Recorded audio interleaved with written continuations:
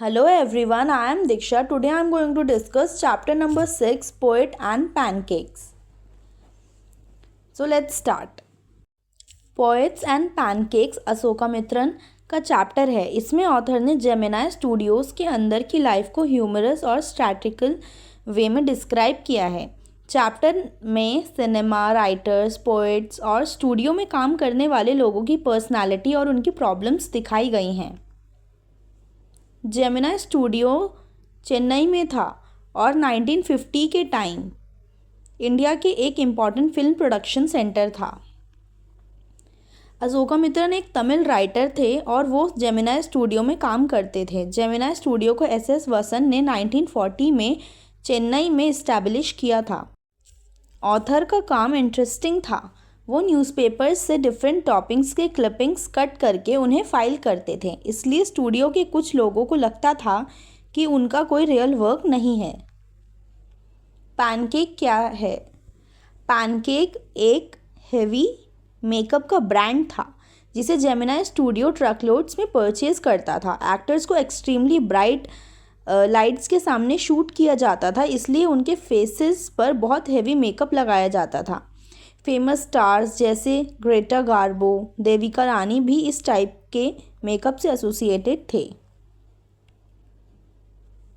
Makeup department Robert Clive के farmer stables में located था. वहाँ डिफरेंट स्टेट्स और कम्युनिटीज़ के लोग साथ काम करते थे. Bengali, Maharashtrian, Tamilian, Christian. Office boy and frustration. Makeup department में एक 40 साल का आदमी था. उसका काम क्राउड सीन्स में एक्टर्स पर मेकअप लगाना था, लेकिन उसके ड्रीम्स कुछ अलग थे. वो स्टूडियो में ज्वाइन हुआ था होपिंग कि फ्यूचर में वो या तो लीड एक्टर बनेगा, स्क्रीन राइटर बनेगा, डायरेक्टर बनेगा, लिरिकिस्ट बनेगा. लेकिन उसके ड्रीम्स कंप्लीट नहीं हुए, इसलिए वो फ्रस्ट्रेटेड और बिटर था. उसको लगता था कि उसकी फेलियर की रीज़न में सुब्बू है. सुब्बू जेमिनाई स्टूडियो का नंबर 2 पर्सन था. सुब्बू बहुत टैलेंटेड, क्रिएटिव, लॉयल और हेल्पफुल था. अगर डायरेक्टर किसी सीन को लेकर कंफ्यूज होता था तो सुब्बू तुरंत मल्टीपल ऑल्टरनेटिव आइडियाज़ दे देता था. वो एक टैलेंटेड पोएट और नोवेलिस्ट भी था और उसने थिलाना मोहनम्बल नाम का तमिल नॉवल लिखा था. सुब्बू एक ऐसा पर्सन था जो सिनेमा के ऑलमोस्ट हर एस्पेक्ट को समझता था. वो क्रिएटिव भी था और प्रैक्टिकल भी. Legal adviser. स्टूडियो में एक लॉयर था जिसे ऑफिशियली लीगल एडवाइज़र कहा जाता था, लेकिन आयरनिकली उसके एक्शंस अक्सर प्रैक्टिकल एडवाइस के अपोजिट होते थे. एक्ट्रेस के करियर ख़त्म हो गया था उसकी वजह से. कैसे? एक यंग एक्ट्रेस इमोशनल हो गई और अपना जो उसका एंगर या उसकी जो फ्रस्ट्रेशन थी वो उसने एक्सप्रेस की, और जो लॉयर था उसने सीक्रेटली उसकी इमोशनल आउटबर्स्ट रिकॉर्ड कर ली. फिर उस रिकॉर्डिंग को उसी एक्ट्रेस को सुना दिया. एक्ट्रेस इतनी शॉक हुई कि उसने फिल्म एक्टिंग छोड़ दी. लॉयर ने टेक्निकली कोई यूज़फुल लीगल हेल्प नहीं की. उसकी एक इनसेंसिटिव एक्शन की वजह से एक्ट्रेस का प्रॉमिसिंग करियर एंड हो गया. लॉयर का अपीयरेंस.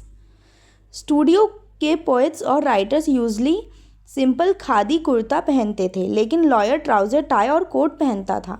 वो बाकी क्रिएटिव लोगों से विजुअली भी डिफरेंट लगता था. MRA moral रीआर्ममेंट army. 1952 में फ्रैंक बुचमैन की 200 member international troupe Gemini studio आई. उन्होंने 2 प्ले परफॉर्म किए, Jotham Valley, the forgotten factor.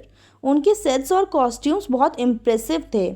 उनके परफॉर्मेंसेस का तमिल थिएटर पर भी इन्फ्लुएंस हुआ, specially sunrise sunset stage setup. White background curtain और फ्लूट ट्यून पॉपुलर हुए. Main themes. Illusion versus reality. Movies में एक्टर्स ग्लैमरस दिखते हैं, लेकिन behind the scenes reality different होती है. Heavy pancake makeup, bright lights, jealousy, frustration और failed dreams, ये सब रियल स्टूडियो लाइफ का पार्ट था. Political ignorance and anti communism. Studio के लोग कम्युनिज्म के अगेंस्ट ओपिनियंस रखते थे, लेकिन उन्हें पॉलिटिक्स की डीप अंडरस्टैंडिंग नहीं थी। एमआरए का विजिट भी एक्चुअली काउंटर कम्युनिस्ट मूवमेंट से कनेक्टेड था। राइटर्स का स्ट्रगल। क्रिएटिव राइटर्स और पोएट्स को कमर्शियल फिल्म इंडस्ट्री में फिनेंशियल इनसिक्योरिटी और एडमिनिस्ट्रेटिव कंट्रोल फेस करना पड़ता था। स्टीफन स्पेंडर का मिस्ट्री। जो स्टीफन स्पेंडर है वो एक इंग्लिश पोएट थे। वो जेमिनी स्टूडियो आए और उन्होंने स्पीच दी, लेकिन उनकी जो एक्सेंट थी और स्पीच का टॉपिक स्टूडियो के लोगों को प्रॉपरली समझ नहीं आया। ऑथर को काफ़ी साल बाद पता चला एक इंटरेस्टिंग कनेक्शन। उसने द एनकाउंटर नाम की एक मैगज़ीन में एक शॉर्ट स्टोरी कंटेस्ट के नोटिस देखा। ये मैगज़ीन स्टीफन स्पेंडर एडिट करते थे। फिर अशोकामित्रन ने एक चीप बुक खरीदी, द गॉड दैट फेल्ड। इस बुक में 6 फेमस राइटर्स के एसेज थे जो कम्युनिज्म से डिल्यूजनाइज हो गए थे।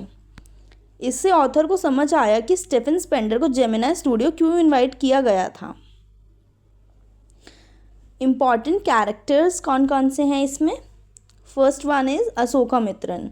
वो नैरेटर थे, राइटर थे। वो क्वाइटली सब चीज़ें ऑब्जर्व करते थे। स्टूडियो लाइफ का ह्यूमरस अकाउंट देते हैं वो। सुब्बू जेमिनी स्टूडियो का नंबर 2 पर्सन था। वो लॉयल था, टैलेंटेड था, हॉस्पिटेबल था, पोएट एंड नॉवेलिस्ट था और सिनेमा में अडेप्टेबिलिटी और क्रिएटिविटी को रिप्रेजेंट करता था। Office boy crowd makeup assistant था, फ्रस्ट्रेटेड और जेलस था। पोएट और डायरेक्टर बनने के ड्रीम्स थे उसके। क्रश ड्रीम्स और वर्कप्लेस जेलसी को रिप्रेजेंट करता था। लीगल एडवाइज़र स्टोरी डिपार्टमेंट का lawyer, practical but clumsy, western style clothes पहनता था। उसकी एक्शंस की वजह से यंग एक्ट्रेस का करियर एंड हो गया था। एस वासन जेमिनी स्टूडियो के बॉस थे, इन्फ्लुएंशियल और बिजनेस माइंडेड। एमआरए और स्टीफन स्पेंडर को होस्ट किया था। Okay students, that's all for this video, and if you found this video helpful then make sure to like and subscribe to my channel. Thank you for watching.